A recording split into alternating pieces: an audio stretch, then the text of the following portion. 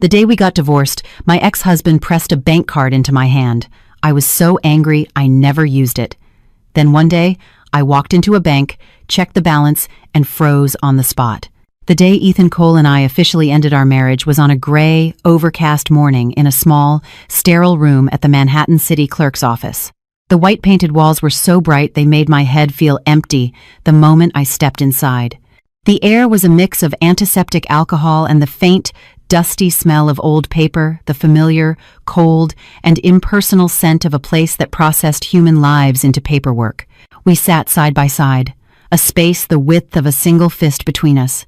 That space had once been filled with the warmth of our breath, a shoulder to lean on, a familiar comfort. Now, it felt like an impassable canyon.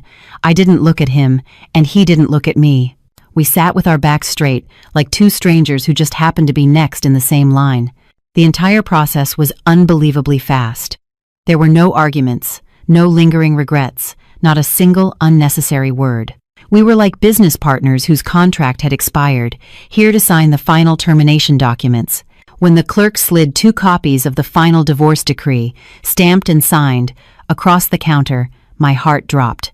It was over. 7 years of my youth, a marriage I thought would last a lifetime, was now summarized on a single, thin sheet of paper. I reached out for my copy, my fingertips as cold as ice. Ethan picked up his. From beginning to end, he never once glanced my way. His profile was still as handsome as I remembered, but there was a dark shadow of stubble on his jaw, and the skin around his eyes was tight with exhaustion. I knew he was in the middle of a massive, multi-billion-dollar financial project. In the grand scheme of his packed schedule, divorcing me was probably just another task to be checked off. We walked out of the building, one slightly ahead of the other. The midday New York sun beat down on my skin, but it felt dry and harsh, offering no warmth. Just as I was about to turn toward the subway station, I heard his voice from behind me. "Chloe." I stopped, but didn't turn around. I was afraid that if I did, the fragile shell I'd painstakingly built around myself all morning would shatter.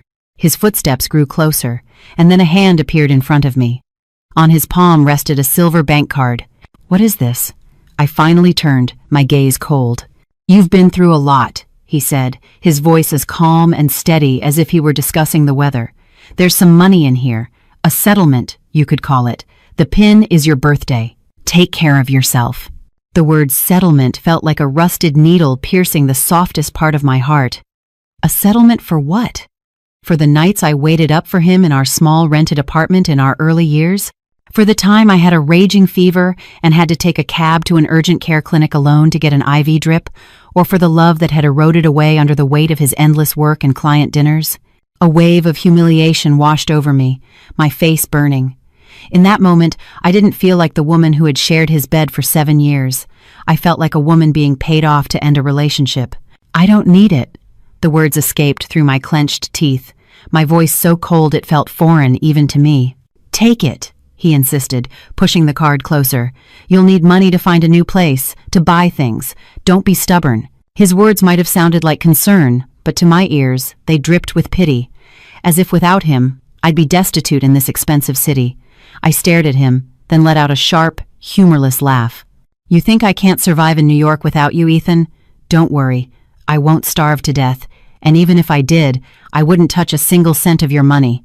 With that, I snatched the card from his hand. It was less like accepting it and more like ripping it away. Then I turned and walked away, almost running. I could feel his gaze on my back, but I never once looked back.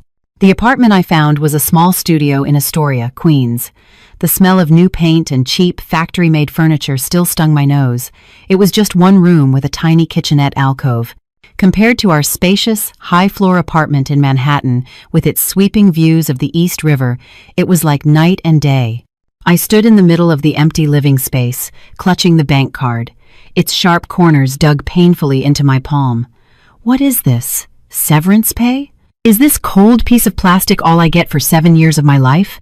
The more I thought about it, the angrier and more miserable I became. I stormed into the bedroom area, yanked open the bottom drawer of the dresser, and threw the card into the dark recesses with all my might, as if I were discarding a piece of trash that disgusted me. I, Chloe Davis, swore to myself that I would never, ever touch the money on that card. "I'll show you," I vowed silently, slamming the drawer shut. I won't just survive without you. I will thrive. The card and my failed marriage were buried in darkness, left to be covered by the dust of time. I had no idea then that 2 years later, that same card would reconnect us in a way neither of us could have ever predicted. After the divorce, I began my life alone in New York in earnest. There was no one to nudge me to go to bed, no late-night dinner to prepare for a husband returning home, no familiar sound of a key in the lock in the dead of night. The first night in that small studio, I lay with my eyes wide open, staring at the ceiling, listening to the distinct beat of my own heart.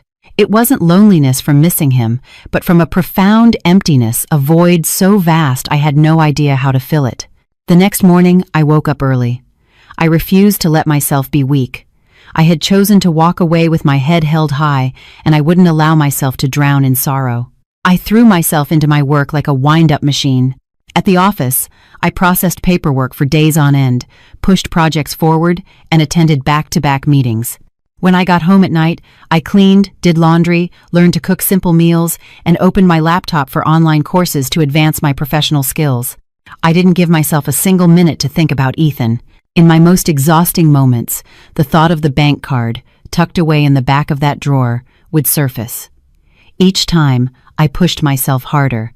I had to be stronger. I refused to look back, and I wouldn't allow myself to. In that first month, I had to learn how to change a light bulb, unclog a drain, and haul a 40-pound case of bottled water up 3 flights of stairs. My shoulders and hands ached, but I didn't cry. I just laughed and told myself, "See? You can do it all without a man." On weekends, instead of holing up in my room whenever he used to be away on business, I signed up for a yoga class near my apartment. In the evenings, I'd ride my bike to Gantry Plaza State Park to breathe in the fresh air, watching people walk their dogs and couples laugh together.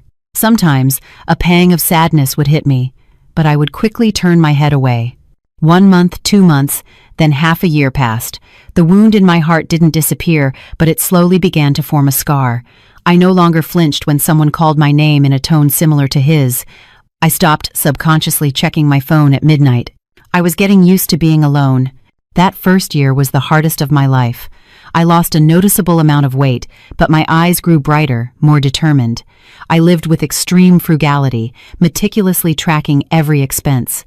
It wasn't about the money itself, it was about building a sense of security. In a city like New York, being broke meant you didn't even have the right to be weak. My best friend, Mia, worried about me. "Chloe, don't push yourself so hard. Do you want me to set you up with someone?" I just smile and shake my head. "No thanks. I'm too busy making money right now. Men are just a distraction." Mia would sigh. "You've always been so stubborn." I knew she cared, but I didn't want anyone else in my life just then. I needed time to stand firmly on my own 2 feet without leaning on anyone. By the end of that year, I received an outstanding performance review at work. My direct supervisor called me into his office and promoted me to assistant project manager. My salary increased by nearly 50%. Holding that first new pay stub, for the first time, I felt truly proud of myself. It was an achievement I had earned through my own efforts, not by standing beside someone else. I used some of my savings to buy more furniture for my little studio, a gray sofa, a floor lamp that cast a warm yellow glow, and a few small potted plants. I even adopted a small cat I named Cloud.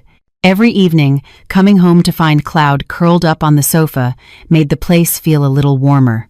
My life was gradually getting back on track. It was calm, stable, and completely void of Ethan. I deliberately avoided any news of him.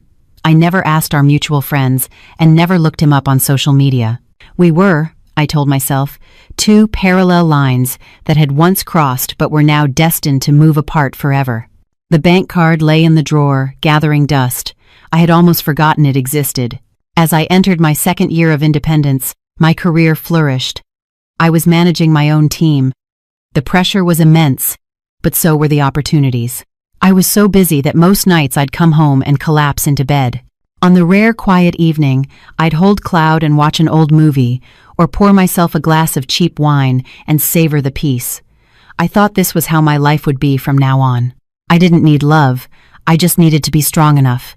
Then, one rainy afternoon during a meeting, my phone started buzzing incessantly. It was my father. My heart sank. He almost never called me during work hours. "Hello? Dad?" "Chloe."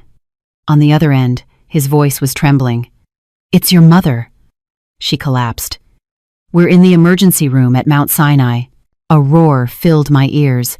I couldn't hear anything he said after that. All I knew was that I shot up from my chair, excused myself, and ran out into the pouring rain. In that moment, I realized that no matter how strong I pretended to be, there were some things I could never handle alone. I burst out of the office building into the gray afternoon. It was the height of the summer rainy season in New York, and the sky had darkened in an instant, unleashing a downpour that seemed intent on swallowing everything. I stood on the curb, frantically trying to hail a cab. My blouse was soaked through, sticking to my skin, and my hair was a mess, but I didn't care how I looked. There was only one thought in my mind: get to the hospital. Now.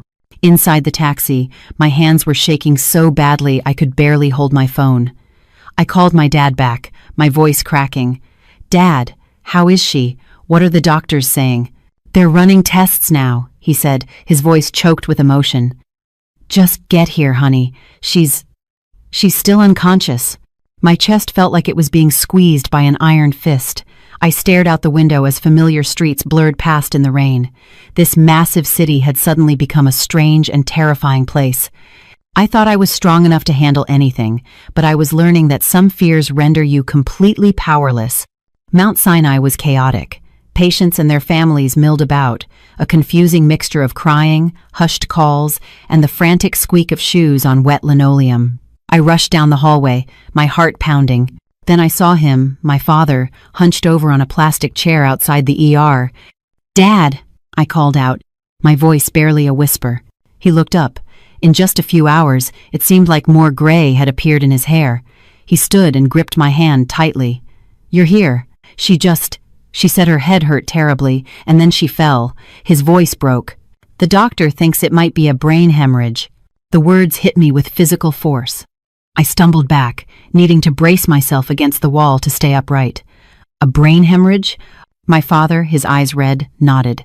"They're doing a CT scan, but they said it doesn't look good." We waited, sitting on the cold chairs outside the emergency room doors. Every minute felt like an hour. I stared at the closed doors, my mind flooded with memories of my mother, a woman who had devoted her entire life to her family, always telling me not to worry about her, to just live well. And now, she was lying behind those doors, her life hanging in the balance. About 30 minutes later, a doctor emerged. His expression was grave, his voice firm.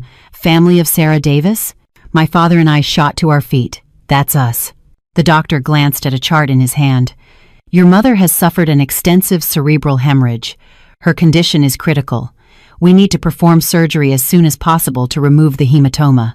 If we don't, it could be fatal." I felt the blood drain from my face. What are the chances of success, doctor?" "Around 70%. However, the cost will be significant. Including the surgery, ICU stay, and post-operative care, you'll need to be prepared for around $80,000. $80,000. The number struck me like a hammer. My legs felt weak. My father stammered, "Doctor, is there any way to reduce that?" The doctor shook his head. "That's a conservative estimate. We don't have much time, so you'll need to make a decision quickly." With that, he turned and left. I stood there, frozen. For a normal family like ours, $80,000 was a fortune. I quickly opened my banking app and checked my savings. After 2 years of working nonstop, I had managed to save about $25,000. I showed the phone to my dad. "This is all I have." He sighed, pulling a worn passbook from his pocket. "We have about $6,000 at home. We were saving it for a rainy day. I just never thought it would be this." Together, we had $31,000, less than half of what we needed. A suffocating tightness gripped my chest. Time was my mother's life, and we didn't have the money. Without another thought, I picked up my phone and started calling everyone I could think of. Friends, colleagues, distant relatives. "Hi, Mia. It's me. I'm in a terrible situation. I need to borrow some money. My mom needs emergency surgery. Anything you can spare would help." Mia was silent for a few seconds. "Oh, Chloe, I can put together 2,000. I'll wire it to you right now." My throat was tight. "Thank you. Thank you so much." I immediately dialed another friend. "Mark? Hi, it's Chloe. Something urgent has come up. I was wondering if I could borrow $1,000 for a little while. I can write up a formal IOU." He hesitated. "Chloe, I just bought a new car, so cash is tight. Could you get by with 500? "Yes, of course. Thank you, Mark." Call after call, one humbling request after another. I had never felt so small. Some people helped, others apologized and declined. I didn't blame any of them. I knew money was never easy. After nearly 2 hours, I had managed to raise another $12,000. In total, we had about $43,000. We were still almost $40,000 short. A nurse came out again. "Have you made your decision? We need to move the patient to the OR." My father gripped my arm, his voice trembling. "Chloe, what if we just ask them to do the surgery first? Tell them we'll figure out the rest of the money later?" I looked at the ER doors, tears streaming down my face. I knew that's not how hospitals worked. Without the payment, they couldn't proceed. I stumbled back and sank into a chair, my mind a chaotic mess. I hated myself. Hated that I hadn't saved more, that I'd thought just getting by was enough. If anything happened to my mom, I would never forgive myself. In that moment of absolute despair, an image flashed through my mind. The dark drawer in my small apartment, the silver bank card. I sat bolt upright, my heart hammering. I immediately shook my head. No. No way. I made a vow. That's Ethan's money. Using it would be admitting I was wrong, that I needed him. My pride, everything I had built myself up on for the past 2 years, would crumble. But then I looked at my father. He sat with his back hunched, his hands clasped together, staring desperately at the operating room doors. And beyond those doors was my mother, fighting for her life with every passing second. Pride, dignity, self-respect. What did any of that matter right now? I closed my eyes, tears falling onto the back of my hand. "Chloe, you can endure any pain, but you don't have the right to gamble with your mother's life." I shot to my feet, my voice hoarse. "Dad, I'm going home for a bit. I think I have a way. You stay here with Mom. Call me if anything changes." My father grabbed my hand. "Be careful." I turned and walked quickly away from the hospital, a storm raging inside me. I knew that by taking this step, nothing would ever be the same. But if I didn't, I would live with regret for the rest of my life. I left the hospital in a daze. The rain had stopped, leaving behind puddles that reflected the yellow glow of the streetlights. The city was still bustling, cars rushing past endlessly, but in my eyes everything was blurry, like a scratched film. Sitting in the back of the taxi, I clenched my fists, trying not to sob out loud. I thought I was so strong. For 2 years, I had been independent, self-reliant, never asking for anything, never looking back. I was proud of that. But in the space of a single afternoon, all that pride had been pushed to the edge of a cliff. In the face of my mother's life, I had no other choice. The taxi stopped in front of the old apartment building where I lived. I paid the driver and rushed up the stairs. Each step felt twice as heavy as usual. My heart was pounding violently. I couldn't tell if it was from exhaustion or fear. I opened the door to my apartment. The familiar scent of my small life washed over me, but it no longer felt like a safe haven. The room was quiet. Cloud, who had been curled up on the sofa, lifted her head and let out a small meow. I didn't stop to pet her like I usually did. I walked straight to the bedroom area and stood before the dresser. The bottom drawer, the one I hadn't opened in 2 years. I bent down and placed my hand on the handle. With one pull, everything would change. I stood there for a long time, so long that my hand began to tremble. In my mind, my own voice from that day echoed with cruel clarity. I, Chloe Davis, will never, ever touch the money on that card. The vow came back to slap me in the face. I laughed, a bitter, hollow sound. It seems no matter how strong a person is, you can't be stronger than fate. I yanked the drawer open. The bank card was lying there quietly in a dark corner, covered in a thin layer of dust. For 2 years it had sat there, unmoving, as if waiting for this very moment. I picked it up. A cold sensation spread from my fingertips to my heart. It was no longer a symbol of humiliation. Right now, it was a lifeline. I sank onto the bed and covered my face with my hands. Tears streamed through my fingers, soaking my palms. I didn't know if I was crying for my mom, for myself, or for Ethan. Maybe it was for all of it. "You're not losing, Chloe," I told myself, each word a nail hammered into my resolve. "You're not admitting defeat. You're borrowing, and you will pay it back, double, triple, whatever it takes. As long as Mom is alive." I stood up, quickly changed my clothes, and put the card in my wallet. Before leaving, I took one last look around the room. This little apartment had watched a defeated woman slowly get back on her feet, and now it was watching her bow her head for the first time in 2 years. The bank's ATM was right on the corner. It was late now, and the vestibule was brightly lit. I stood in line, my heart burning with impatience. The woman in front of me was making a withdrawal, her movement slow. I suppressed the urge to tell her to hurry. When it was my turn, I stepped forward. My hand holding the card was shaking so much I almost dropped it. I took a deep breath and inserted it into the slot. The screen lit up, prompting me for a pin. My birthday. A date he once remembered so well, the day he would send a gift no matter how busy he was. When we were in love, I took it for granted. After the divorce, the memory was just bitter. I raised my hand, hesitated for a second, then keyed in the numbers. Each beep felt like a drumbeat against my heart. PIN accepted. I swallowed hard. Several options appeared on the screen: cash withdrawal, transfer, balance inquiry. I had to know. I had to see how much was in there. I couldn't just blindly take money like a thief. With a trembling finger, I pressed balance inquiry. The screen loaded for a few seconds.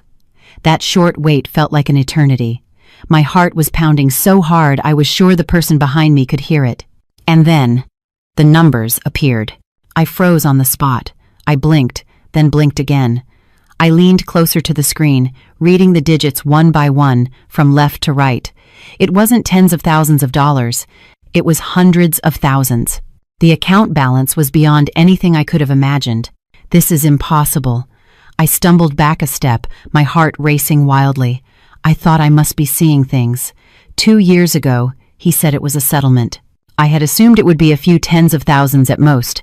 But this amount, it made no sense. No matter how successful Ethan was, there was no reason for him to give me this much money in a divorce. Was it a bank error? Was I using the wrong card? I quickly ejected the card and checked the bank name and the numbers again. It was the right one. The one he had given me on the day of our divorce. I didn't dare withdraw any money. A profound sense of unease washed over me. I had to get clarity. I turned and walked straight into the bank's main lobby.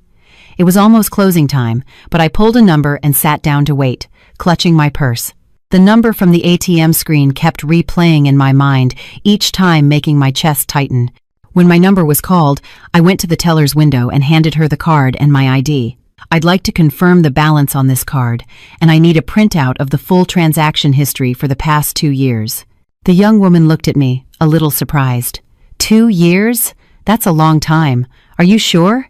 Yes, I'm sure. She nodded and started typing on her computer.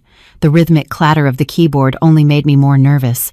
The printer in the back whirred to life, spitting out white sheets of paper, one after another. 1 page, then 2, then 3. As the stack of paper grew thicker, my heart began to pound. I had a feeling something was waiting for me in those pages, a truth I had never considered, a truth that was about to change everything. The teller organized the papers and passed them to me through the slot. "Here you go, ma'am. The current balance is..." She read out the exact same number I had seen on the ATM. I barely heard the rest. My ears were ringing. I took the stack of statements, my hands trembling so much the papers rustled. I moved to the side and sat down in a waiting chair, taking a few deep breaths to steady myself. Then I opened the first page, the first transaction. The date was 2 days after our divorce. Deposit, $200,000. The memo line was blank. I let out a small sigh of relief. At least this part made sense. This must have been the settlement he mentioned. But it was the very next line that made me stop. The 15th of the following month. Deposit, $3,000. Memo, living expenses. My heart dropped. I flipped to the next page. And the next. Every single month, on the 15th, like clockwork, $3,000, living expenses, for 2 years, without missing a single month. I felt my body go rigid. I couldn't believe my eyes. A lump formed in my throat. I kept turning the pages, my hands shaking more violently now. Besides the regular deposits, there were others. December of last year. Memo. For a warmer coat. It's getting cold. My birthday. Memo. Happy birthday. Christmas. Memo. Christmas money. Each short phrase felt like a blade, both painful and warm. I felt like I couldn't breathe. For 2 years, while I had been so proud of surviving without him, he had been on the other side of the city, steadily sending me money, silently, quietly. Sitting in the busy bank lobby, I let my tears fall onto the transaction history. I had misunderstood him. For 2 whole years, I had completely and utterly misunderstood him. I sat motionless in that bank chair for a long time, oblivious to the people coming and going, to the automated voice calling out numbers. In my hands, I held the stack of papers, the ink still fresh. They were thin, but they felt as heavy as stone. Each short memo, each neat number, it wasn't just money. It was time. It was persistence. It was an emotion that had been carefully wrapped and preserved for 2 years. For 2 years, I had lived on pride. For 2 years, he had lived in silence. I thought that bank card was a humiliation, but it was the only way he knew how to stay by my side after I had turned my back and walked away. No calls, no texts, no interruptions, just sending money, as regularly as breathing, as if doing so would give me a safety net, even if I never knew it was there. My throat ached. I felt so foolish, so pathetically naive. I had created a narrative of him in my head and had believed it for 2 years. The truth, meanwhile, was held quietly and tenaciously within these transaction statements. I wiped my tears, took a deep breath, and put the statements in my bag. This was not the time for self-recrimination. My mother was waiting. I needed money, and I needed it now. I went back to the teller. I need to withdraw $50,000 in cash, and please wire the rest of the balance to this account at Mount Sinai Hospital. The teller was a bit taken aback by the large amount but nodded and began the process. I signed the forms with a trembling hand, my mind a blank slate. When the stacks of cash were placed in front of me, they felt impossibly heavy. Every bill was an apology I hadn't made, a 2-year-long misunderstanding. I left the bank, clutching the money bag. It was completely dark now, the streetlights glowing. The city was as bright as ever, but a storm was raging in my heart. I hailed a cab, gave the hospital address, and slumped into the seat. Covering my face with my hands, I let the tears come again, this time uncontrollably. For my mother, for him, and for myself. My phone rang in my hand. It was my father. "Chloe, the doctors are getting antsy. Are you on your way back?" "I'm coming right now, Dad. Don't worry." After hanging up, I stared at my phone screen. My finger hovered over my contact list. His name, Ethan Cole, was still there. A name I had deleted and resaved and deleted countless times. We hadn't spoken in 2 years. I had no idea how to even begin. But I knew if I didn't call him now, I would regret it. I pressed the call button. Each ringtone stretched on for an eternity. My heart was beating so hard it hurt. I was terrified he wouldn't answer, that he'd changed his number, that he no longer wanted to hear my voice. On the 4th ring, the call connected. "Hello," his voice. Low and a little raspy, tinged with a familiar weariness. With that single word, my defenses crumbled. Everything I had suppressed for 2 years came rushing out. It's me." There was a silence on the other end for a few seconds. "Chloe?" He said my name softly, as if he couldn't believe it was me. Tears streamed down my face. "I just went to the bank," I managed to say. I saw the transaction history. The air on the other end grew heavy. I could hear him take a deep, slow breath. "So you know. Why didn't you tell me?" My voice was broken, no longer an accusation, just pain. "Why would you do that? Do you have any idea what I thought for 2 years?" He was silent for a long time, so long I could hear the frantic drumming of my own heart in my ears. "I'm sorry," he finally said, 3 simple words, hoarse but heavy. "I didn't know how to tell you. I was afraid you'd refuse. I was afraid you'd get hurt. I just thought, if I sent the money every month, you'd have something to fall back on if you ever needed it. I never imagined it would be like this. I broke down, sobbing. I misunderstood you for 2 years. I thought it was an insult. I'm such an idiot. It's not your fault. His voice dropped lower. It's mine. I was always used to solving everything with money. It wasn't until I lost you that I realized some things can't be bought. I clutched the phone, breathing hard. My mom, she has a brain hemorrhage. She's waiting for surgery. I used the money from the card. On the other end, he didn't hesitate for a second. Where are you? On my way to the hospital. Send me your location. I'll be right there. You don't have to.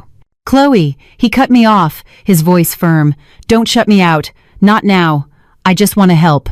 I bit my lip. Finally, I nodded. Even though he couldn't see me, I sent it.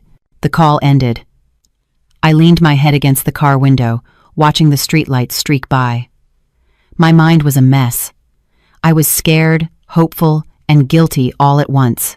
I had no idea what would happen after tonight, but I knew that, at least for this moment, I was no longer alone. When I got to the hospital, I practically ran to the billing office and paid.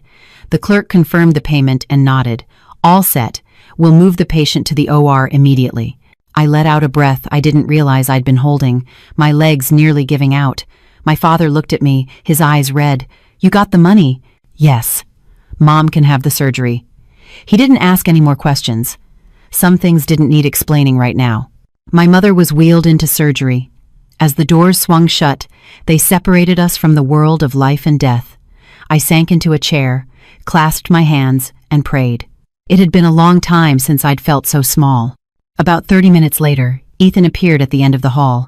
He was wearing a white dress shirt with his tie loosened, as if he'd just rushed out of a meeting. His eyes scanned the hallway and locked onto me. He walked over, his steps quick. How is she? He asked quietly. She's in surgery. He nodded, said nothing more, and sat down beside me. The distance between us was close enough now that I could feel the warmth radiating from him. No one spoke, but this silence wasn't cold like the one on the day of our divorce. I stared at the operating room doors, tears silently rolling down my cheeks. In this moment of life and death, I understood. Some people, even after they leave, never truly disappear from your life. The hallway outside the operating room was stark white, the fluorescent lights reflecting off the cold tile floor. The smell of disinfectant was sharp, making my throat dry. I sat with my back ramrod straight, my hands clasped together so tightly they were numb. My eyes were fixed on the OR doors, as if staring long enough would make them open sooner. Ethan sat beside me. His shoulder brushed lightly against mine, and I could feel the steady, slightly heavy rhythm of his breathing. My father paced the hallway a few times before stopping at the window at the far end, looking out at the drizzling New York night. He didn't say a word, but I saw his shoulders tremble slightly. I wanted to get up and hug him, but my legs felt glued to the chair. Time crawled by at an agonizing pace. Each second was long and heavy, like a stone being placed on my chest.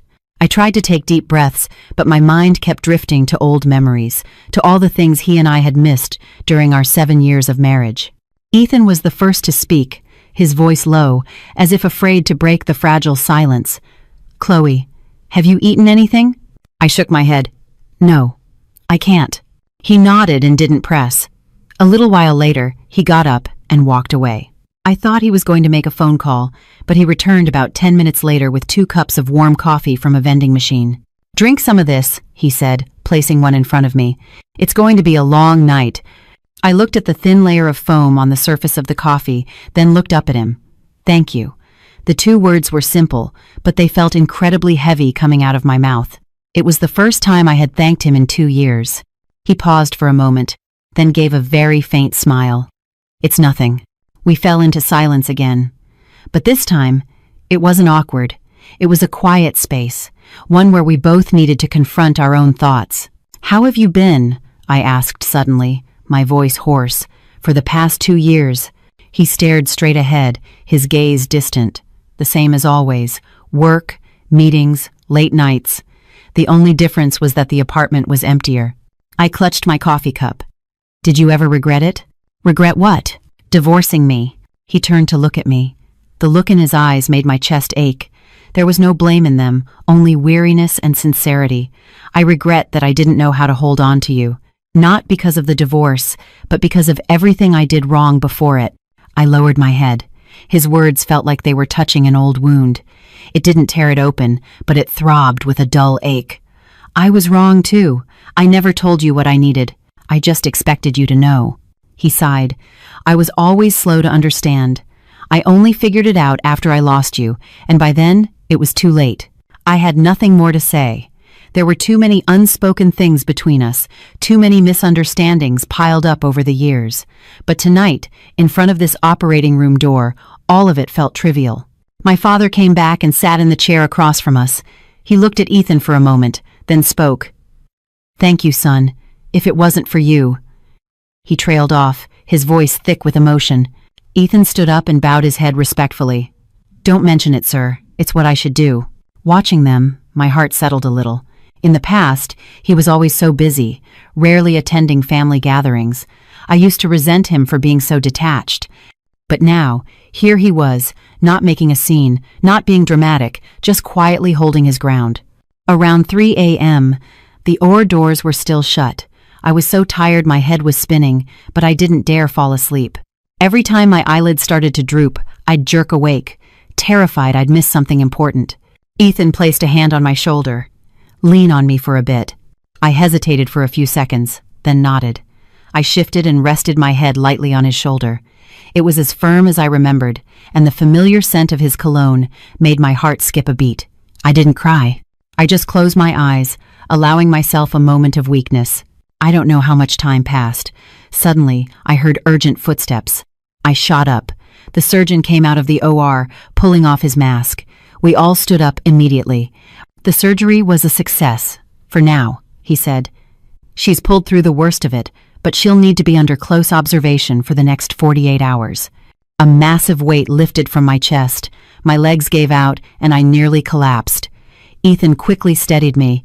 I gripped his arm, tears of relief pouring down my face. "Thank you, doctor. Thank you so much." My father clasped his hands together, his voice shaking. "Thank you, doctor. It's a miracle." My mother was moved to the recovery room. I saw her through the glass window. Her face was pale, but her chest was rising and falling in a steady rhythm. I brought a hand to my mouth and sobbed. Ethan stood behind me, his hand resting silently on my shoulder. As dawn approached, the rain stopped. The first rays of sunlight filtered through the hallway window, weak but strangely warm. I sat in the chair, a wave of exhaustion washing over me. Now that the immediate crisis was over, all the suppressed emotions began to surface. Ethan sat down beside me. "Go home and get some rest. Your dad and I will stay here." I shook my head. "I want to stay." He didn't insist, just nodded. We sat in silence again, but this time, my heart was less tense. It felt as though, during this long night, we had crossed some invisible line together. "If I hadn't called you that day," I asked very quietly, "would you have ever known?" He looked at me, his gaze deep. "I wouldn't have known, but I would have kept sending the money, until the day you used it, or until the day I was no longer around to send it." His words made my heart ache. I looked back at him. I had so much I wanted to say, but in the end, only one thing came out. "You're such an idiot." He smiled. A tired but relieved smile. "Yeah, I am." We looked at each other, saying nothing more. After hearing the doctor say my mother was stable, it felt like all the strength had drained from my body. I sat slumped against the plastic chair in the hallway, my mind blank. Ethan handled the paperwork, signed consent forms, and discussed the future treatment plan with the doctor. He managed everything with a quiet, calm efficiency, without needing help from anyone. Watching his back as he moved through the hospital, a strange sense of familiarity washed over me. It was like years ago, when he was my only anchor in this vast city. My father went to buy some congee for my mother, following the nurse's instructions. That left just Ethan and me outside the recovery room. The glass door remained shut, separating us, but just seeing my mother's steady breathing was enough to calm my heart. "Drink some water." Ethan handed me a bottle. I took it and drank a few sips. My throat was parched, and the cold water helped clear my head. "Thank you for everything," I said, my voice very soft but this time without hesitation. He looked at me. His eyes held a flicker of surprise before he slowly shook his head. "Don't thank me. I didn't do it to be thanked." I bit my lip, but I don't know what I would have done without you. He didn't answer right away. After a moment, he said, "If I hadn't called, I wouldn't have known about your mother either. But if I had been given the chance, I would have done the exact same thing." I turned my head away, my eyes stinging.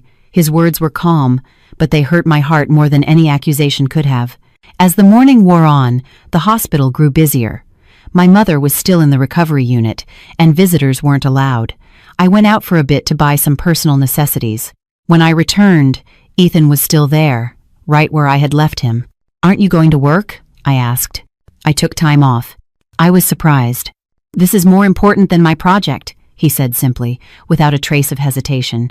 A small tremor went through my heart. I had once resented him for always putting work first. But now, hearing him say this, I didn't know whether to feel happy or sad. In the afternoon, the doctor allowed us to visit my mother for a short time. My father and I put on gowns and entered the room. My mother lay on the bed, looking noticeably thinner, a white bandage wrapped around her head. I took her hand. It was frail, but still warm. "Mom, it's me," I whispered. She didn't respond, but her eyelashes fluttered. I was so overjoyed my throat tightened. My father stood beside her, tears rolling down his cheeks. I glanced back. Ethan was standing outside the glass door. His gaze followed me, quiet but full of concern. After leaving the room, I leaned against the wall and let out a long sigh of relief. Ethan walked over. "She's okay." I nodded. "Yes, thanks to you." This time, he didn't argue. He just looked at me, his eyes softening. We sat down and talked about practical things, hospital bills, care schedules, long-term treatment plans. When Ethan said he would cover any shortfall, I immediately objected. "No, I'll pay you back. All of it." He looked at me, neither angry nor amused. "Chloe, this isn't the time to argue about that, but I don't want to be indebted to you forever." He was silent for a few seconds. "Then let's call it a loan. You can pay me back when you're ready. I won't rush you." I looked at him, and finally, I nodded. It was probably the only compromise I could accept. That afternoon, my father went home to rest for a while. I stayed at the hospital, and Ethan brought me a container of food. I ate a few bites and put it down. I was exhausted, but I didn't want to leave. "Get some sleep," he said. "I'm scared something will happen. I'm here." I looked at him for a long moment before finally closing my eyes. I don't know how long I slept, but when I woke up, it was already night. A jacket was draped over me. Ethan was sitting beside me, looking at his phone. "You're awake," he said. "Yeah." I pulled the jacket closer, feeling a familiar warmth. It had been so long. "Chloe," he said my name, his voice serious. "I know this might not be the right time to talk about this, but I don't want to be silent anymore." I looked at him, my heart beating faster. I've done a lot of thinking over the past 2 years, about my mistakes. If I could do it all over again, I wouldn't have chosen silence. I wouldn't have used money as a substitute for care. He paused, just letting me listen. "I can't say if I deserve another chance, but I want to make one thing clear.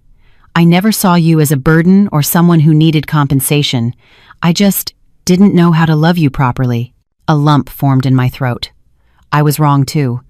I never gave you a chance to explain. I chose to leave and handle everything myself. We looked at each other. There was no more blame, no more pride, just two people who had been through pain, trying to mend old cracks. The nurse's voice came over the intercom, announcing the end of visiting hours. We stood up. Ethan looked at me. "Go home and rest. You have work tomorrow." I took a few days off. He nodded. "Then let me take you home." I hesitated, then nodded. On the way to the parking garage, we walked side by side. We didn't hold hands, but the distance between us felt much smaller. In the car, I looked out the window. The city at night was still loud, the lights brilliant. I suddenly realized that some relationships I thought were over were really just on pause.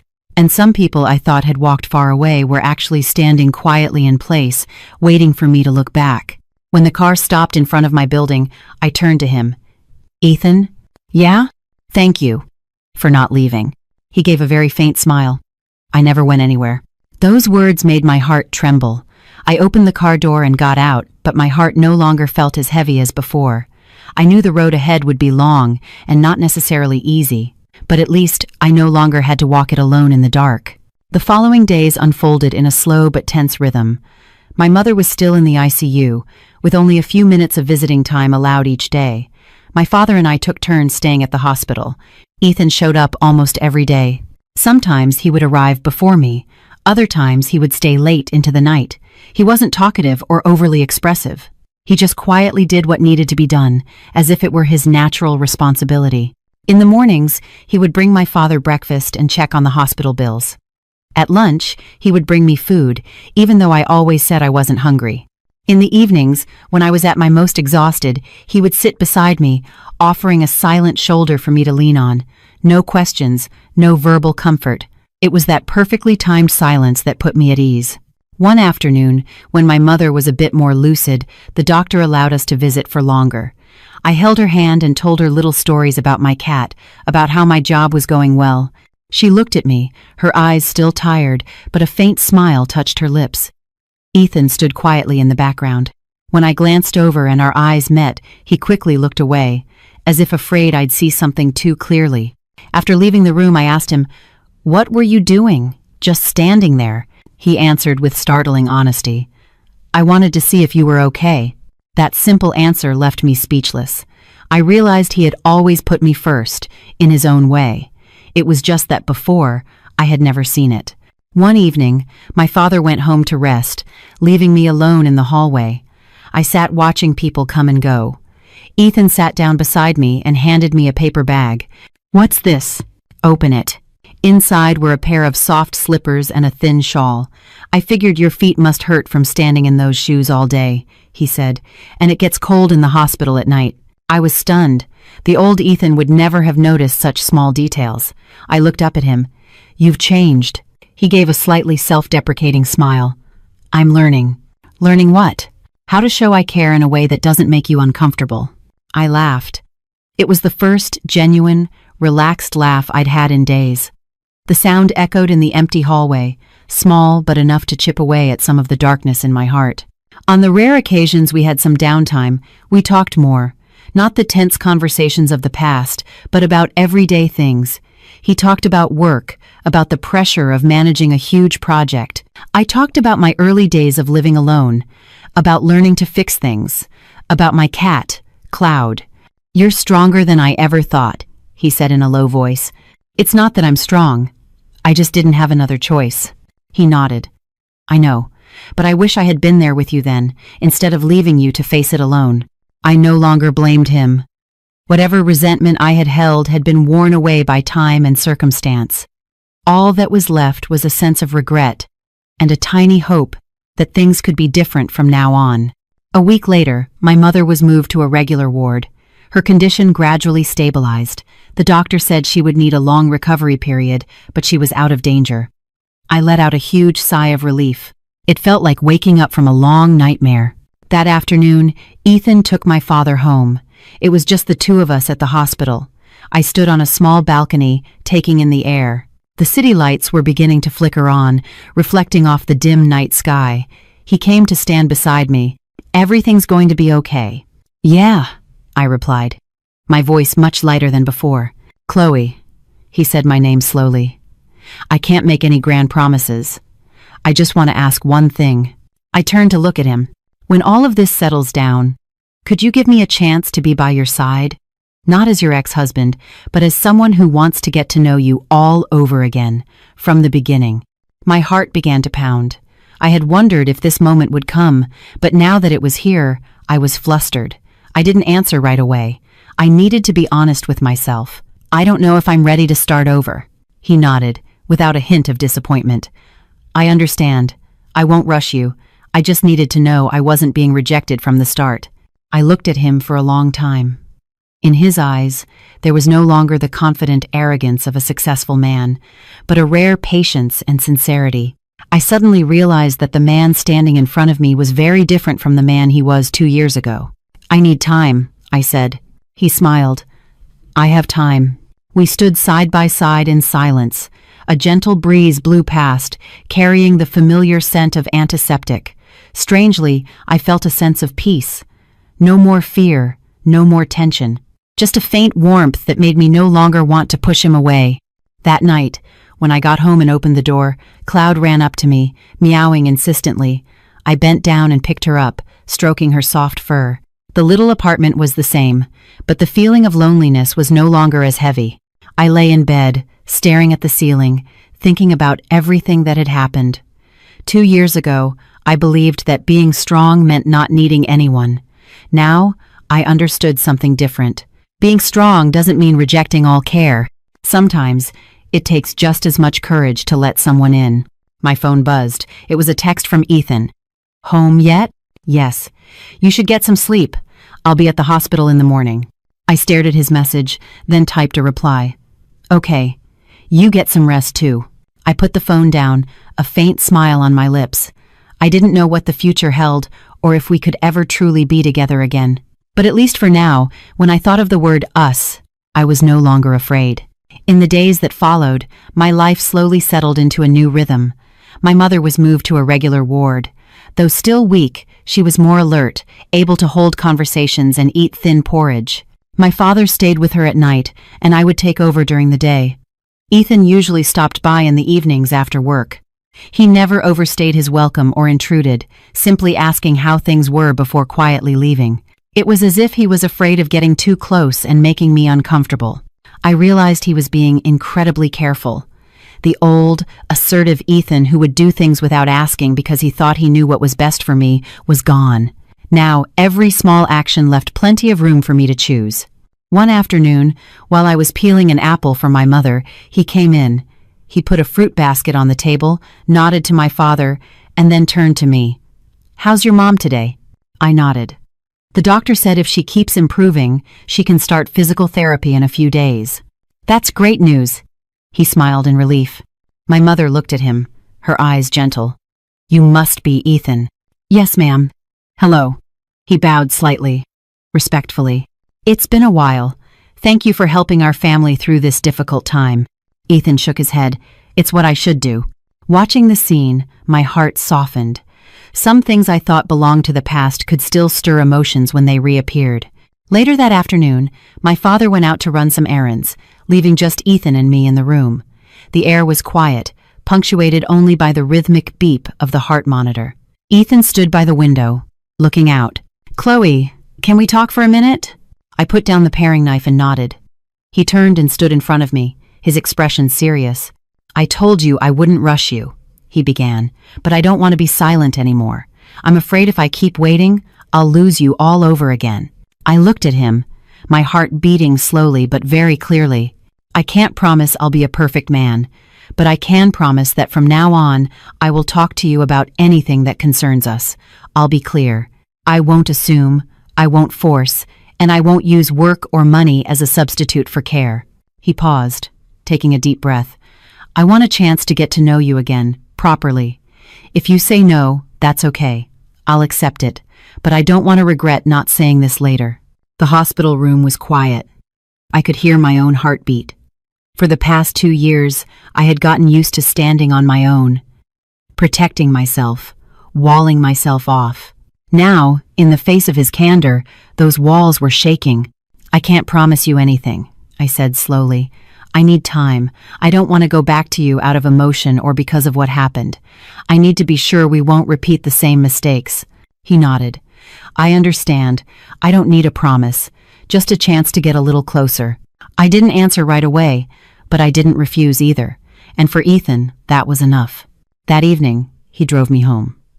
On the way, we talked about small things, how my mother's physical therapy should be handled, how I needed to sort things out at work, about my cat, Cloud. "When did you get a cat?" "Right after I started living alone. It helped with the loneliness." He nodded. "Can I come see her sometime?" I laughed. "She's pretty picky. Doesn't like just anyone." He laughed with me. "Then I'll have to work for it." Those simple conversations made my heart feel lighter.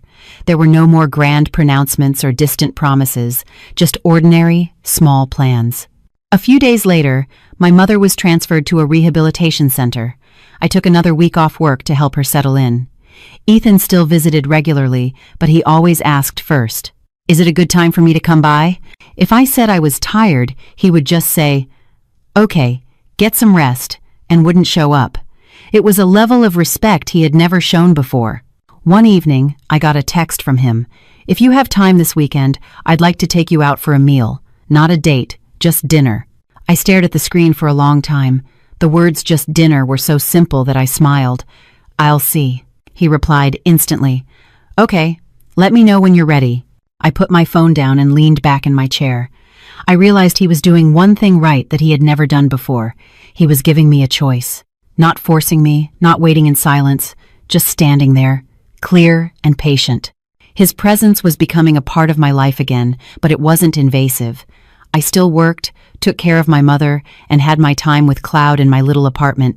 All that was added was an occasional text, a short phone call, and a presence that was just right. That night, I sat by my mother's bed, listening to her tell old stories. She took my hand, her voice weak but warm. "Chloe, don't be afraid to lean on others. Having someone willing to stand by you doesn't mean you're weak." I looked at my mom, my eyes welling up. "I know, Mom." Leaving her room, I stood in the hallway and looked at the night sky. I didn't know what the future held, but I knew that, at least for now, I wasn't running away anymore. I was standing still, facing my feelings, and giving myself a chance. That weekend, I accepted his offer. It wasn't because of some grand decision, nor was it out of pity or a fleeting emotion. I just wanted to see what it would feel like to let my guard down after 2 years. I sent Ethan a short text. "Tonight is good." He replied almost immediately. "I'll pick you up at 6. Inside my apartment, everything was the same, but my mood was different. I chose a simple dress, nothing too fancy. I didn't want to make this dinner a date, nor did I want it to feel like we were going back in time. I just wanted to be myself, in the present. Ethan arrived on time. He was waiting downstairs, wearing a light blue shirt and holding a small bouquet of flowers. When he saw me, he paused for a moment, then handed them to me. "I didn't know what you liked, so I picked the simplest ones." I looked at the bouquet of white daisies and smiled. "Thank you." We got in the car. He asked me what I wanted to eat. I thought for a moment, something like a home-cooked meal. He glanced at me, a little surprised. "Who's home?" "There's a small, family-run Italian place near here. I don't want to go anywhere fancy." He nodded immediately. "Okay, whatever you want." The little restaurant was tucked away on a quiet side street. The smell of garlic bread and marinara sauce filled the air. We sat in a corner booth. No one brought up the past, not the divorce, not the money. We talked about the food, the weather, about completely ordinary things. "You're eating more than you used to," he said, his voice gentle. "Yeah. There's no one nagging me about my figure anymore," I said, half joking, half serious. He laughed. "I really was clueless back then, wasn't I?" I didn't answer, just picked up another piece of bread. That admission, with no excuses or justifications, made me feel more at ease than any long apology could have. Halfway through the meal, he put down his fork and looked at me. "Chloe, there's something I want to say. I'm not trying to convince you or ask for forgiveness." I looked up. "Go on." He took a deep breath. "If we do move forward from here, I want to set some ground rules. For us." I was a little surprised, but I nodded. "First, no more silence. We talk about things, even if they're hard to hear. Second, we're clear about money. I don't want to repeat the mistake of using it as a substitute for care. If I'm helping, I'll say I'm helping. Whether it's a loan or a gift, you'll have the right to choose. Third, we respect each other's space. I won't push you if you don't want something." He paused, looking at me very seriously. "And finally, if you ever feel this isn't right, you have the right to stop, anytime. I won't hold you back out of obligation or because of the past." I was quiet for a moment. The rules sounded simple, but they were the very things we had missed in our marriage. "What about you?" he asked. "I have a rule too," I said. He looked at me. "I won't sacrifice myself to save a relationship. If I ever feel like I'm just enduring, I will say so. And if things can't change, I will leave." He nodded without a hint of hesitation. "I accept that." Dinner ended on a comfortable note. After leaving the restaurant, we walked for a bit. The streetlights cast a yellow glow on the damp pavement, and a cool breeze blew. Ethan stopped. "Chloe, I know I have no right to ask for more, but I still want to ask, are you comfortable being here with me now?" I thought about it with complete honesty. "Yes, but I'm still scared." Scared of what? Of getting my hopes up again, only to be disappointed. He nodded. Then let's go slow. With no great expectations. Looking at him, I suddenly felt a sense of relief. Maybe this was the right way to begin. In the weeks that followed, we saw each other more often, but always kept a comfortable pace. Sometimes it was a quick coffee after work. Other times we'd visit my mother at the hospital together and then go our separate ways. There were no more floods of texts, no feeling of being controlled. My mother quickly noticed the change. "You two are making progress," she said, her voice playful. "I don't know, Mom. We're just trying." My mother smiled. "Trying is good. It means you feel at peace." Her words echoed in my mind all day. Peace. 2 years ago, I thought peace meant not needing anyone. Now, I understood that peace was having someone by your side who didn't make you lose yourself. One evening, Ethan came to my apartment for the first time since the divorce. I was a little nervous. Cloud stood on the sofa, watching him with wary eyes. "She doesn't like strangers," I warned him. He bent down and slowly extended his hand. "Hi there." Cloud didn't come closer, but she didn't run away either. I laughed. "That's progress." He didn't stay long. Before he left, he stood at the door. "Thank you for letting me in." "Thank you for respecting my space," I replied. We looked at each other. There was no hug, no hand-holding, but I knew something was being carefully rebuilt between us. That night, lying in bed, I thought about our dinner, about the rules, about the comfort of not having to try so hard. I wasn't sure what the future held, but I was sure of one thing. If we started again, it would begin not with sacrifice, but with conversation. After that first dinner, Ethan and I entered a strange new phase. We were no longer husband and wife, but we weren't exactly lovers either. We were like old friends learning how to meet again, slowly and carefully. I still went to work every day, took care of my mother in the evenings, and occasionally met him for a simple coffee or meal. Everything seemed peaceful, but there was always a taut string in my heart, one that felt like it could snap at the slightest pull. I knew my fear had never really disappeared, it had just subsided. One Monday morning, as I was walking into a meeting at work, the front desk called me. "Miss Davis, you have a visitor." I looked up and saw a woman standing by the reception desk. My heart stopped. It was Jessica, Ethan's former assistant, the same woman I had suspected, been jealous of, and fought with him about until we were both exhausted. "Chloe, it's been a while," she said with a smile.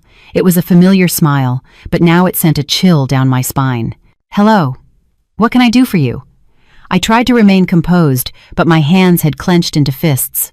"Do you have a minute?" We went to the cafe across the street. Jessica ordered an iced tea.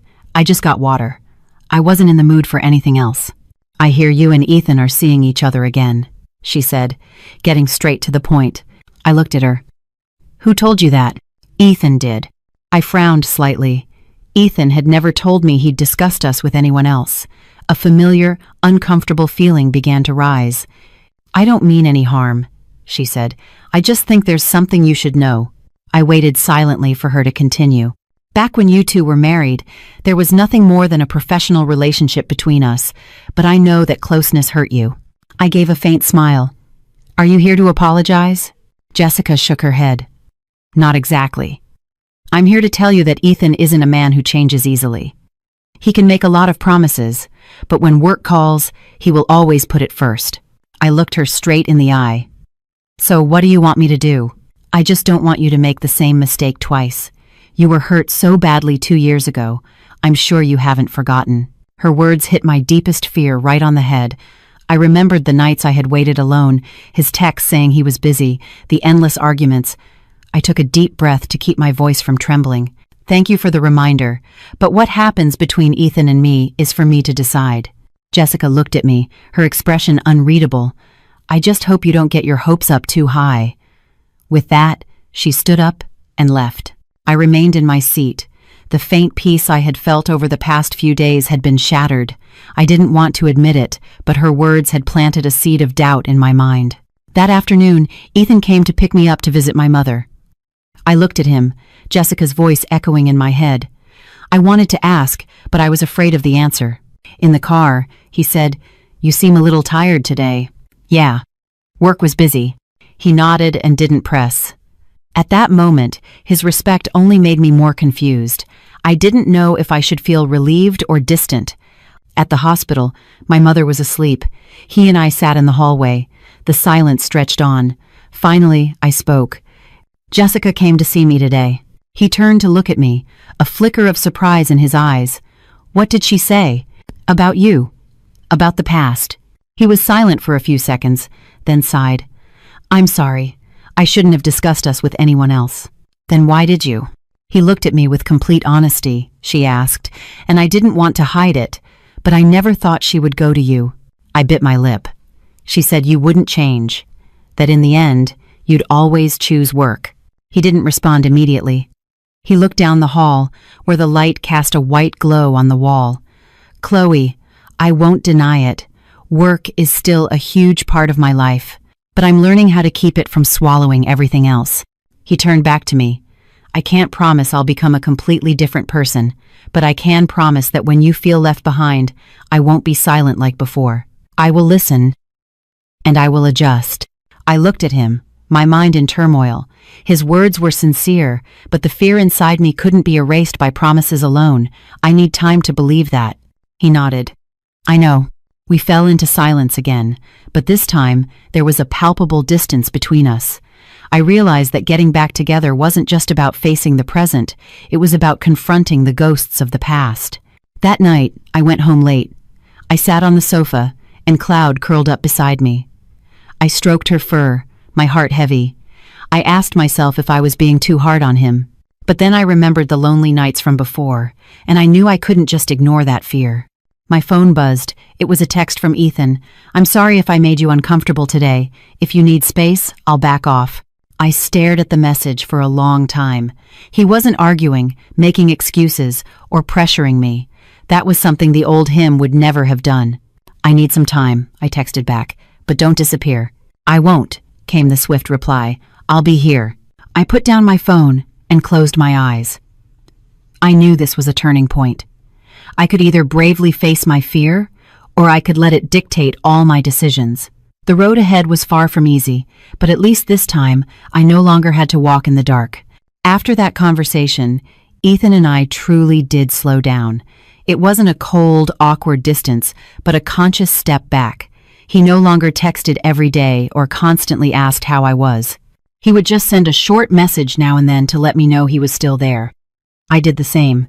I needed time to sort out my own feelings, to distinguish what was a fear from the past and what was a genuine emotion in the present.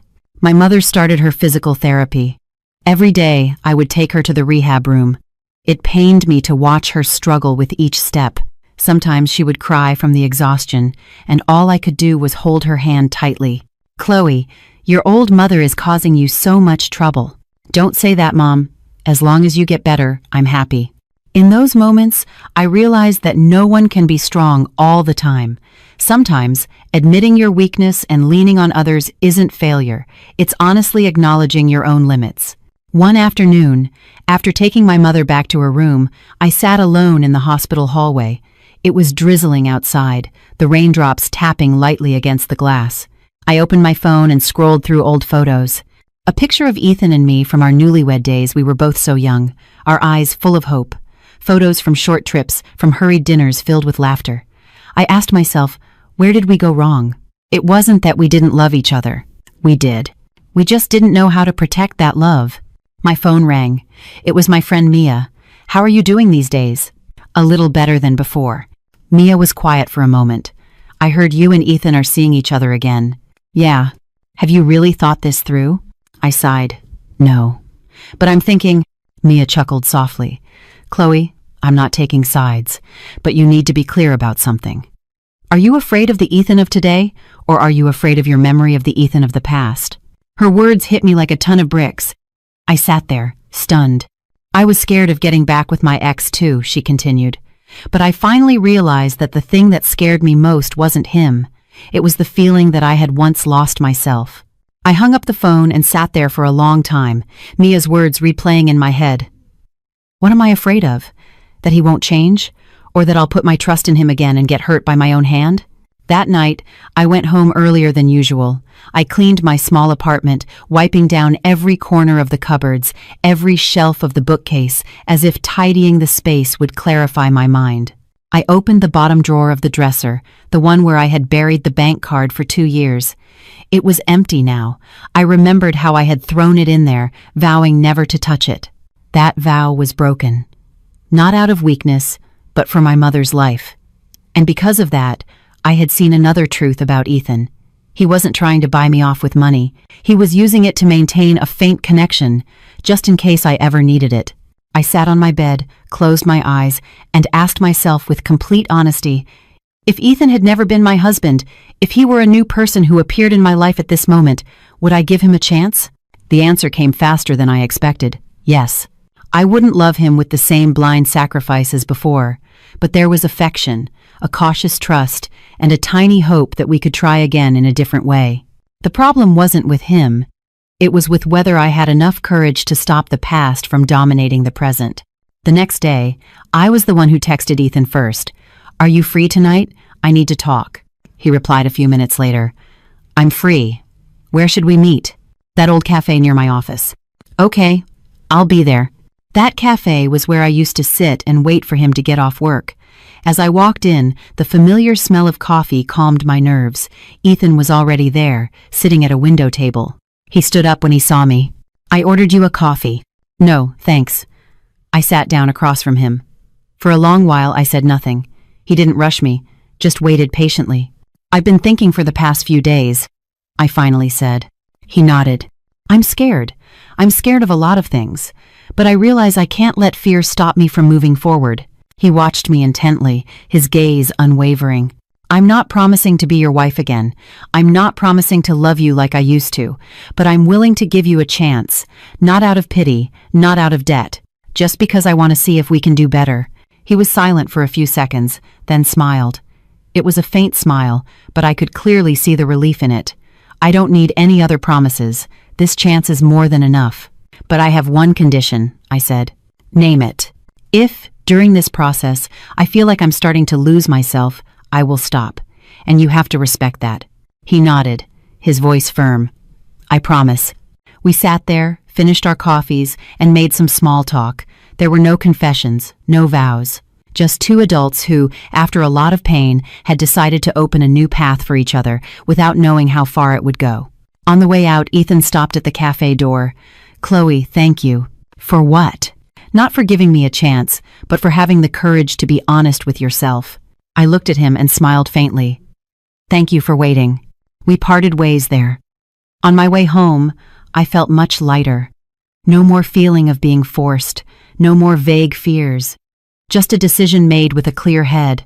I knew there would still be many challenges ahead, but at least I would no longer let the past hold me captive.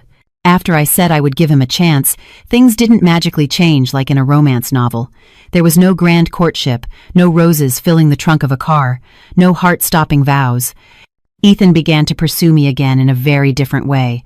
Slowly, carefully, and sometimes with an almost comical clumsiness.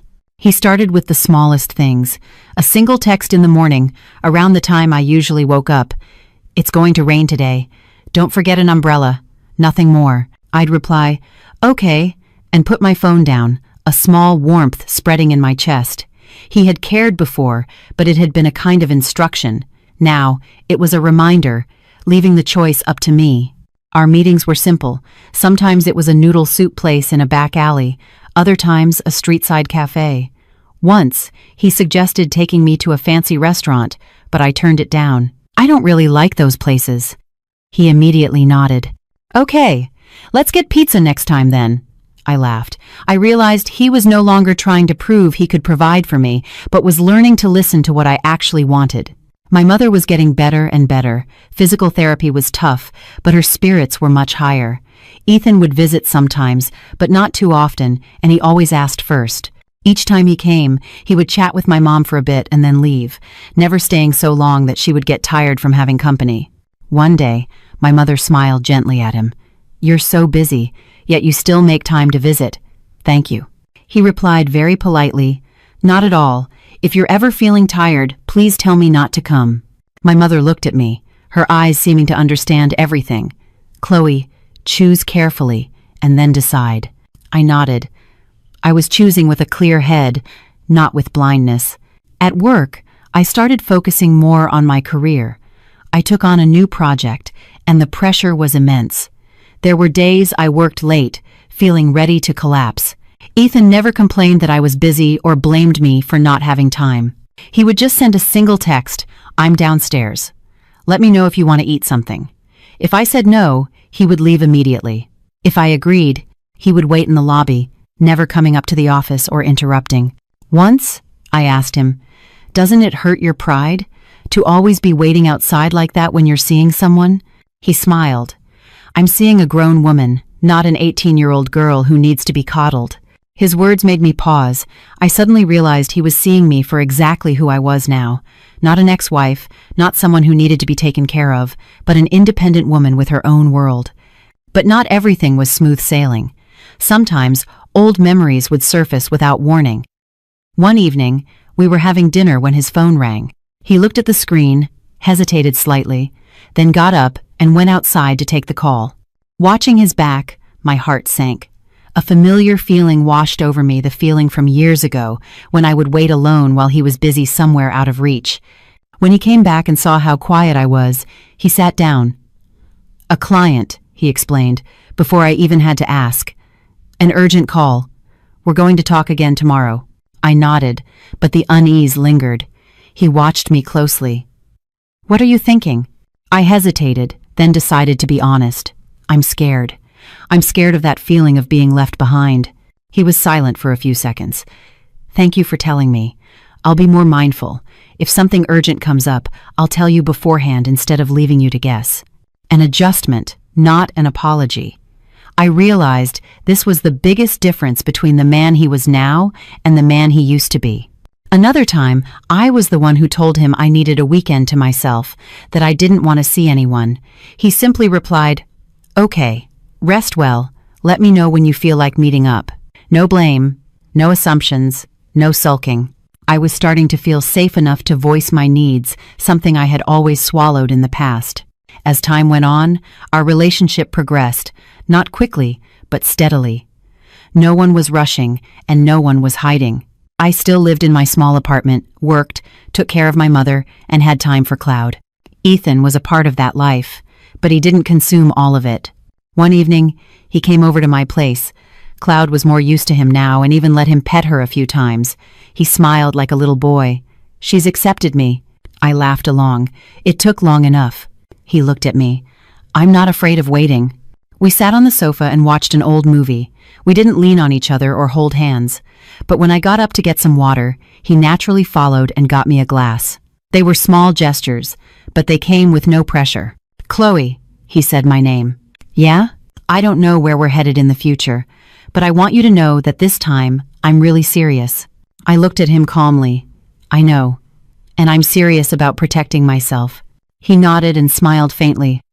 "I respect that." That night, when he was leaving, I stood at the door and watched him go. I no longer felt that vague sense of fear. I knew I was taking slow but steady steps, and no matter the final outcome, I wouldn't have any regrets, because I hadn't betrayed myself to save a relationship. I climbed into bed and held Cloud in my arms. Outside, the city lights were still bright. I thought about the road ahead. We might fall in love again, or we might not. But what mattered was that this time, I was no longer a woman who placed her entire life in someone else's hands. And if I did fall in love again, it would be a love born not of endurance, but of clarity. I thought that once we learned to talk, listen, and slow down, everything would be smooth sailing. But life doesn't move in a straight line. Just when you think you can take a deep breath, a wave comes along, as if to test whether the foundation you've built is strong enough. It happened on a morning at the beginning of the month. I had just walked into a conference room when my phone rang. It was Ethan. It was rare for him to call at this hour, so I was a little surprised. I excused myself and stepped out to take the call. "Chloe, I have to go on an emergency business trip," he said, his voice low. "So suddenly?" "Where to?" "Chicago. There's a serious problem with the project. I'll have to be there for at least 2 weeks, maybe longer." I was silent for a few seconds. 2 weeks. 2 years ago, that amount of time had been the beginning of countless misunderstandings. "I know what you're thinking," he said, before I could ask. "I'm not calling to ask for permission. I'm calling to inform you, to be clear. I'm going to be busy, very busy, but I won't disappear. I'll contact you once a day, no matter how late it is." I took a deep breath. "You should go. Work is important." He paused. "You're not mad?" "I'm worried, but I'm not mad," I said, with complete honesty. He let out a long sigh. "Thank you for being honest." I hung up and went back into the meeting, but for the rest of the morning, I couldn't focus. I asked myself if I was ready to face this challenge, or if the old fears would swallow me whole the moment he was gone. Ethan left that same day. That evening, he sent me a text from his hotel. "Arrived. Had an emergency meeting, so couldn't call. Have you had dinner?" I stared at the message, my fingers hovering over the screen, before replying, "Yes. Get some rest." The first few days went by okay. He texted consistently, though sometimes it was very brief. Sometimes it was just a single, "Work is done." Other times, "Exhausted. Let's talk tomorrow." I didn't demand more, and I didn't overthink it. I tried to maintain my own rhythm. Work, visit mom, come home to Cloud. But by the first weekend, I started to feel a strain. Not because he wasn't paying attention, but because an old voice in my head started whispering, "It's going to be the same as before. You'll be the one waiting again." That evening, I called him. He picked up after a few rings. "Chloe? Are you okay?" he asked immediately. "I'm fine, but I need to talk." He was silent for a moment. "I'm in a meeting with a client right now. Can I call you back in an hour?" The words were ordinary, but my heart sank. In the past, an hour often meant the whole night. "Okay," I said, trying to keep my voice steady. "I'll call you, I promise." I hung up and put my phone on the desk. I got up and paced around the room. Cloud watched me, confused. The hour passed with excruciating slowness. I kept checking the clock. 15 minutes, 30, 45. My chest started to feel tight. "Calm down, Chloe. Don't let the past drag you down," I told myself, but my mind was in turmoil. Exactly 1 hour later, my phone rang. It was Ethan. "I'm sorry, the meeting ran a little over. Have you been waiting long?" I closed my eyes. "Yes." He was quiet, then said, "I'm listening." His words surprised me. No explanations, no excuses, just, "I'm listening." "I'm scared," I said in a low voice. "I'm scared of this feeling, of waiting, of having to calm myself down all alone. I'm scared of it." He didn't interrupt. "I'm not going to deny that I'm busy right now, but I don't want you to have to handle those feelings alone. This time, I'm here to listen." I took a shaky breath. The tightness in my throat eased a little. "I don't want to fight. I just want you to know that when you say wait, it brings up a lot of bad memories for me. I understand, and thank you for telling me now, instead of holding it in." He paused. "If I can't call back in an hour, I'll text you beforehand so you're not left guessing. And if you feel anxious, you have the right to tell me to end the call. I won't be angry." I sat down in my chair. The tension in my shoulders suddenly released. "Okay." We exchanged a few more short words and hung up. That night, I slept better than I expected. Not because he was close, but because I knew that this time I didn't have to guess anymore. The second week passed slowly but steadily. Sometimes he was so busy he could only send a single text in the middle of the night. Other times, he had more time, and we'd talk for 10 minutes. I stopped counting the hours or checking the clock. Instead of letting my fear lead me, I started to trust my feelings. On the day he was due back, I didn't go to the airport to meet him. Not because I was angry, but because I was at the hospital with my mother. He texted me, "I've landed. You stay with your mom. I'll come by tonight." That evening, he came to my apartment. Cloud ran out, but she was no longer as wary as before. He sat down on the sofa and let out a long sigh. "Tired?" I asked. "Tired, but okay." He looked at me. "Thank you for the past 2 weeks." "For what?" "For not running away. For talking." I looked at him, my heart softening. "Thank you for not making me guess." We sat there, not saying much. But in that silence, I felt one thing very clearly. We had just passed a major test. Not with promises, but with how we both reacted when fear showed up. Ethan stood up to leave. Before he went, he turned back. "Chloe, I don't know how many more waves will come in the future, but I know one thing. This time, when the wave hits, I won't let go of your hand and I won't let you drown with me." I nodded. "And if I feel like I'm drowning, I won't endure it in silence, I'll tell you." He smiled. "That's all I need." That night, lying in bed, I looked at the ceiling. I realized that mature love isn't the absence of fear. It's that when fear appears, both people choose to face it instead of running away. And maybe, just maybe, after all our wandering, he and I were getting very close to a place called peace. The long summer passed slowly. My mother recovered bit by bit from sitting up on her own, to holding a spoon to eat porridge, to taking her first trembling steps in the rehabilitation room. Every time she winced in pain but then looked at me and forced a smile, I understood more deeply that life has no straight paths, only people who are persistent enough not to give up halfway. Ethan continued to be a regular but non-intrusive presence in my life. He would come with me to the hospital on quiet afternoons. Sometimes he would chat with my mother for a bit and leave. Other times, he would stay longer, helping my father with the wheelchair or listening to my mother's old stories. Watching these scenes, my heart no longer ached as it used to. Instead, I felt a strange sense of familiarity mixed with newness. One afternoon, when my mother was well enough to sit outside in the hallway for some fresh air, she took my hand and said slowly, "Chloe, I can see that you two are not like you used to be." I smiled faintly. "Yes, we're learning again." My mother nodded.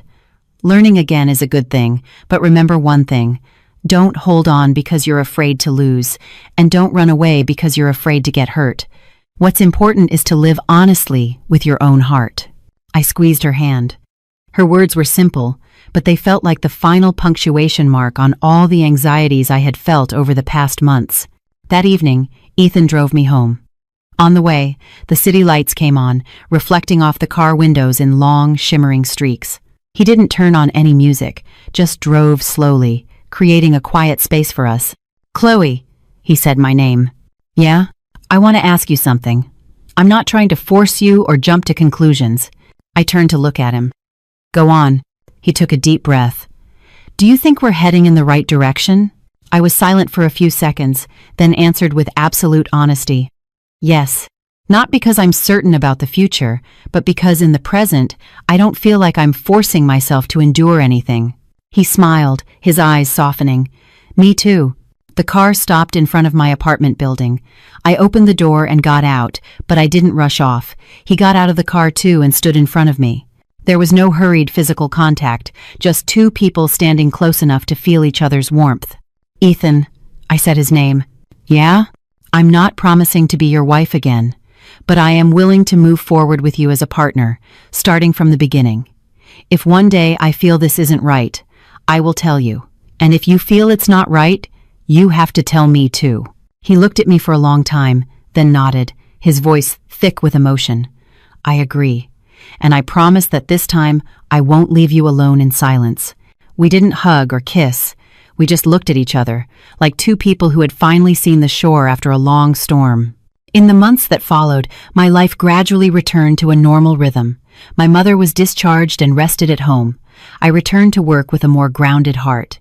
Ethan was still busy, but he had learned to manage his time. Sometimes he would stop by in the evening for a quick dinner with me before going back to work. Other times, on the weekend, we would take my mother for a walk in the park, watching people exercise and listening to the wind in the trees. One day, while tidying up my small apartment, I opened the old drawer where I had kept the bank card.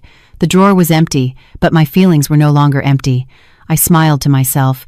What was once a symbol of humiliation, then a means of salvation, had ultimately become the greatest lesson of my life. That evening, I told Ethan the story. After listening, he said only one thing. "Thank you for not letting that misunderstanding turn into resentment." I looked at him. "Thank you for using your time to change, instead of using your money to hold on to me." We looked at each other in silence. In that moment, some things didn't need to be said. 1 year after my mother's collapse, on a sunny afternoon, Ethan stood on the balcony of my apartment, holding my hand and looking out at the city. Chloe, I don't know what the future holds, but if I can walk it with you, I'm willing to go as slowly as we need to. I squeezed his hand lightly. I won't ask you to go fast. Just ask you to go with me and not leave me behind. He nodded. I promise. In that moment, I realized that happiness isn't about going back to the past or erasing old scars. It's when two people are mature enough to look at the cracks, not hiding or denying them, and slowly but firmly rebuild together. I used to think that bowing my head for help was defeat, but in the end, I learned that true defeat is ignoring the truth, refusing to communicate, and refusing to give yourself another chance. The story of Chloe and Ethan isn't a perfect fairy tale ending, but it's a real one, true to its emotions, true to its mistakes, and true to its growth. If you've been listening this far, perhaps you too have been lost between pride and love, in silence and misunderstanding. I hope this story reminds you of one thing: love doesn't die because of distance, it dies because of silence. And sometimes, giving each other another chance isn't weakness, it's courage.